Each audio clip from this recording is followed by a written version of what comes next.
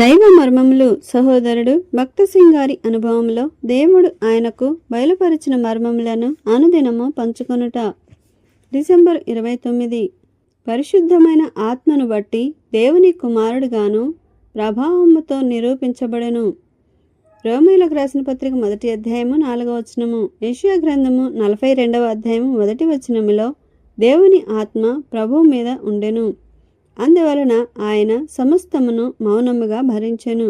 ఆయన సత్యమును అనుసరించి న్యాయము కనుపరచెను. ఎటువంటి లోక ఆయుధములు లేకుండా క్రీస్తు ప్రభువు పోరాడి జయించెను. ప్రభువు తన దీనత్వము ద్వారా, సేవ ద్వారా ప్రజలను ఆకర్షించనే గాని అధికారముతో కాదు.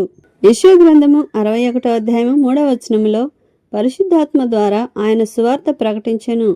ప్రేమ సహనములతో ఆయన సువార్తను ప్రకటించెను. ప్రజలకు సువార్తను ప్రకటించుటకు ప్రభువు మనలను కూడా అభిషేకించెను.